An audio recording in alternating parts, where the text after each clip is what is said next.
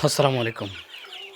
আপনারা জানেন আমরা এই ফার্মি এবং টাইগার মুরগিগুলো মূলত রেখেছিলাম আমাদের খামারের জাত উন্নয়নের জন্য, এবং এই মুরগি থেকে আমরা মূলত ডিম দিয়ে বাচ্চা ফোটাবো। এই মুরগি যখন ডিম পাড়বে আবার সেই ডিম থেকে ইনশাল্লাহ আমরা বাচ্চা ফোটানোর টার্গেট নিয়েছি, সেটা আমরা ইনশাল্লাহ ফোটাবো।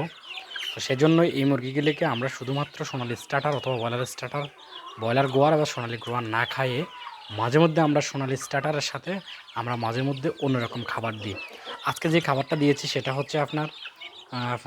হচ্ছে ধানের কুড়া, সাদা ভাত, আর হচ্ছে হালকা কিছু খাদ্য মিক্স করে দিছি আমরা।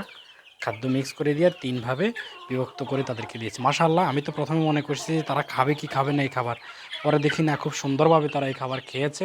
মাশাআল্লাহ, আমার কাছে ভালো লেগেছে যে আমার মুরগিগুলো তারা খুবই আনন্দের সাথে এই খাবার গ্রহণ করেছে। আমি খুবই চিন্তিত ছিলাম যে আসলে আমার খাবার খাবে কি খাবে না, আমার মুরগিগুলো খাবে কি খাবে না, খাবে কি খাবে না। তো পরে দেখলাম না, আলহামদুলিল্লাহ তারা খুব ভালোভাবে খাচ্ছে। দুঃখের বিষয় হচ্ছে যে আমাদের যে ডিম পাড়া টাইগার মুরগিগুলো ছিল ওইগুলাকে শুধুমাত্র লেয়ার লেয়ার ওয়ান ছাড়া অন্য কোনো খাবার দিলে তারা খাচ্ছে না, তারা খায় না। সেটা একটু খারাপ লাগে যে আসলে বিষয়টা হচ্ছে শুধুমাত্র লেয়ার লেয়ার ওয়ান দিয়ে যদি যে হারে ডিম আসতেছে, ডিমের পার্সেন্ট অনেক কম, ডিমের পার্সেন্ট অনেক কম ডিমের পার্সেন্টের মধ্যে যদি লেয়ার লেয়ার ওয়ান দিয়ে যদি কন্টিনিউ করতে হয় সেক্ষেত্রে আসলে লাভ করা কঠিন। তো আসলে আমাদের অনেকেই বলে যে 70% 80% টাইগার মুরগি ডিম দেয়, আসলে আমি তেমন পাই না। আমি 50% বা 60% পাই। মাঝে মধ্যে আবার দেখা যায় আমার এখানে যা আছে মাঝে মধ্যে 100%ও পাই। সেটা আসলে সবসময় না, রেয়ার দুই একবার আসে, সবসময় এরকম আসে না, এই হচ্ছে কথা। তো আজকে আমরা দুপুরে এই খাবারটা আজকে 2বার দিছি। তো চিন্তা আছে যে আমাদের এখন থেকে 1বার ফিড এবং 2বার আমরা এই কুড়ার সাথে ভাত মিক্স করে, ফিড মিক্স করে এবং সেখানে কিছু শাক মিক্স করে একসাথে দেওয়ার একটা চিন্তা ভাবনা করছি।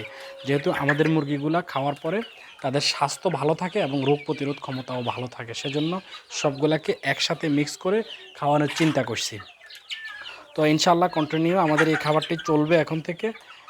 আজকের পর থেকে আমাদের এই খাবারটি কন্টিনিউ থাকবে। থাকবে ভাত এবং হচ্ছে সেখানে কুড়া থাকবে, ধানের কুড়া।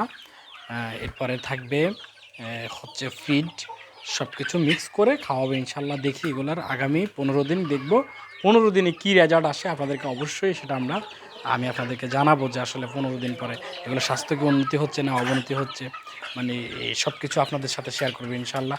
তো 15 দিন পর্যন্তই আপনারা অপেক্ষা করতে হবে যে আসলে রেজাল্টটা কী হচ্ছে, কেমন হচ্ছে সেটা দেখার জন্য।